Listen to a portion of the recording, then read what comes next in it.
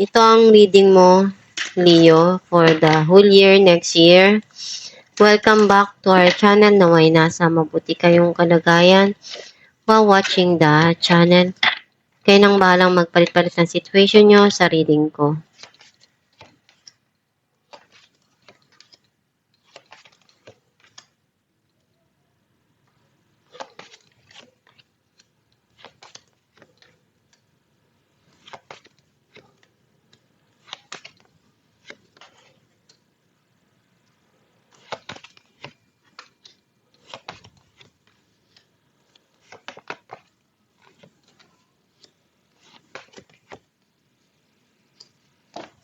At the bottom of the deck, Page of Pentacles. January, February, March, April, May, June, July, August, September, October, November, December. I feel like ang nasisense ko na energy mo, andun yung mga bagay na iniisip mo kung paano mo mapapalago yung financial mo, kung ano yung hakbang na pwede mong magawa para mapaunlad yung pamumuhay mo, yung karir mo, yung trabaho mo. Ang mensahe ng card mo, nakikita ko dito yung nagkakaroon ng pagsisinungaling or you're trying to reach something here dun sa mga desisyon mo, sa mga ginagawa mo. Nakikita ko na may parating dito na changes, transformation sa buhay mo. Nagkaroon ng hindi maganda dun sa situation mo.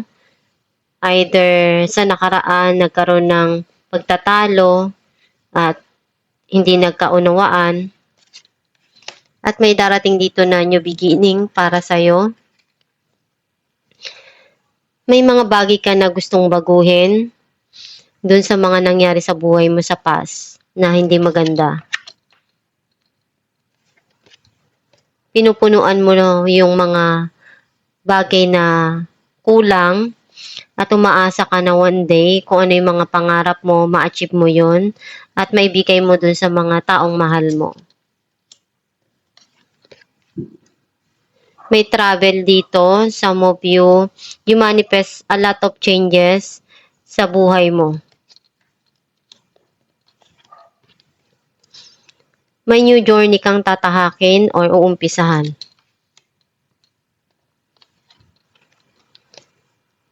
Andun yung desire ng puso mo na matupad kung ano yung pangarap mo.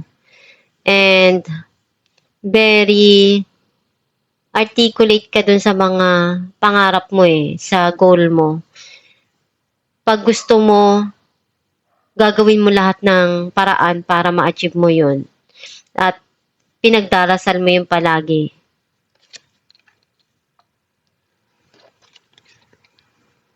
Marami kang natutunan sa nakaraan, sa mga pagsubok na dumating sa'yo. At yung lesson na yun, yun yung ginagamit mo para ma-inspire ka dun sa mga ginagawa mo na ma-achieve mo yung goal mo. May mga bagay ka dito na nararamdaman or you need to listen to your inner self. Some of you pwedeng you are keeping a secret. Nakikita ko na may mga inaaral ka, inaalam dito na pwedeng makatulong sa'yo sa pang-araw-araw mo or doon sa trabaho mo or sa karir mo. Some of you, you're removing some people in your life. Andun yung nag-heal ka na, nagiging maganda na kung ano yung bagay na nangyayari sa'yo, nagiging okay na. May mga bagay ka dito na gusto mo nang kalimutan at magsimula uli. Clarify natin ang Seven of Swords.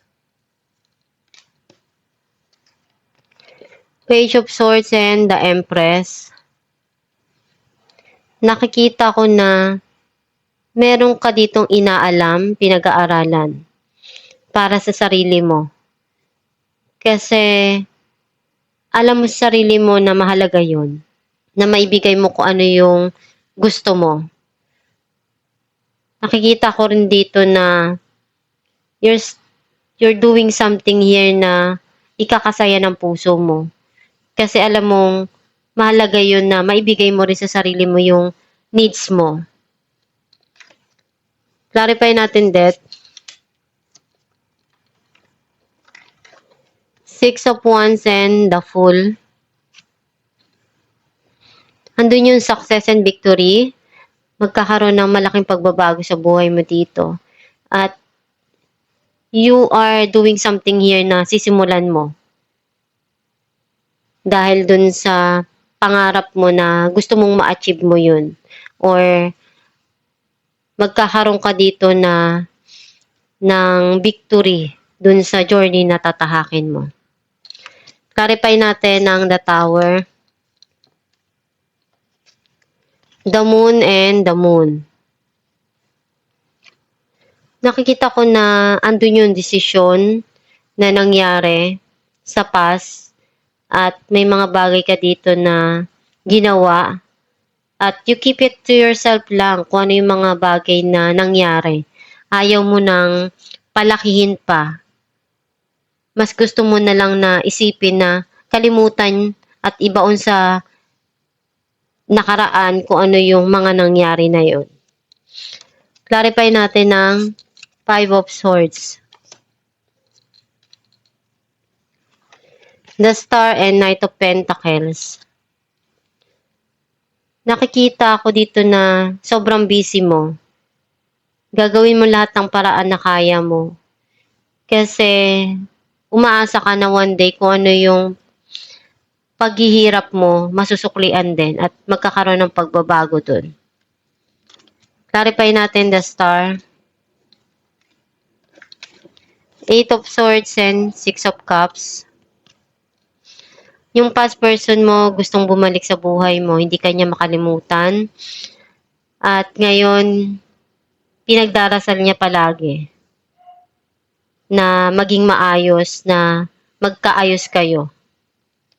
Some of you, nakikita ko na may mga bagay na gumugulo sa isipan mo, pero mas gusto mo na mas bigyan ng pansin yung pagtulong sa iba or yung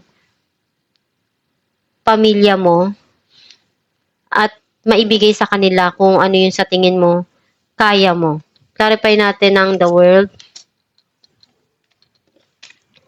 The Fool and King of Swords. May new journey ka ditong tatahakin.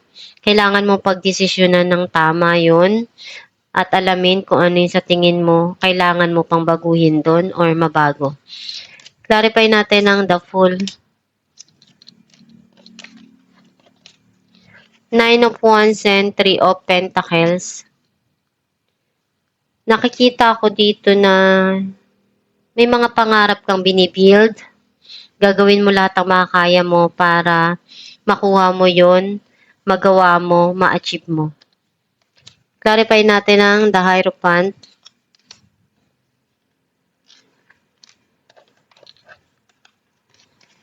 Eight of Pentacles and Queen of Wands. Pagdating sa trabaho, puro trabaho yung iniisip mo. And andun yung passion mo eh. Kasi alam mo, one day, ma-receive mo din kung ano yung tama para sa'yo. Kung ano yung pinaghirapan mo, syempre, lahat ng pagsusumikap, may reward yan. Merong paid off at the end. Kasi, pinaghirapan mo yun eh. Ikaw din yung aani ng mga bagay na pinaghirapan mo. Clarify natin the Chariot. Seven of Pentacles and Three of Swords. Sobra kang nasaktan doon sa mga nangyari sa nakaraan na naranasan mo. Binigay mo lahat ng makakaya mo doon, pero walang nangyari.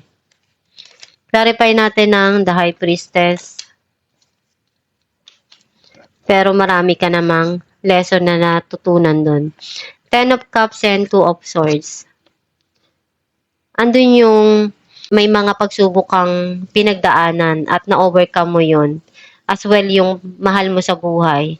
And nakikita ko na unti-unti ka nang nagiging masaya. And nararamdaman mo sa sarili mo na one day, makukuha mo rin yung kaligayahan na gusto mong makuha or makamit sa buhay. Clarify natin ang Page of Swords. Ten of Pentacles and the Hermit. Yung long term na financial stability, darating din yan sa'yo. Nakikita ko na may mga bagay dito na desisyon na pinag-iisipan mo or may mga bagay kang binabalikan sa nakaraan. May mga inaalam ka, pinag-aaralan dito. Clarify natin ang Six of Swords. Death and Ten of Wands. Nakikita ko yung changes na darating sa'yo sa buhay mo. And maghihil ka, magiging okay ka. Alam mo rin kung ano yung responsibilidad mo at pinupunuan mo yon.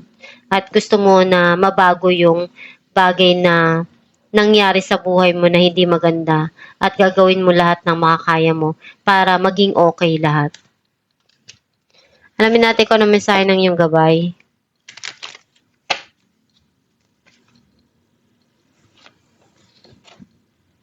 Some of you, nakikita ko dito na iniisip mo palagi na mas gusto mo yung pagsasama na together with the family, yung panghabang buhay, yung masaya, yung may mga bagay ka dito na gusto mong alamin para maibigay sa mga mahal mo sa buhay.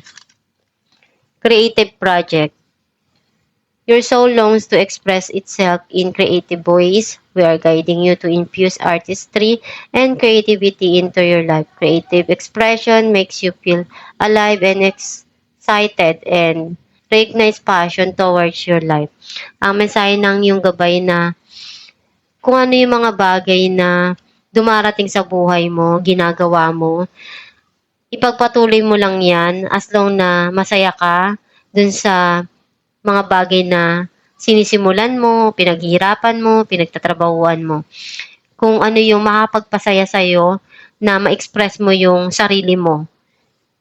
Gawin mo lang yon at ipagpatuloy mo and paunlarin mo.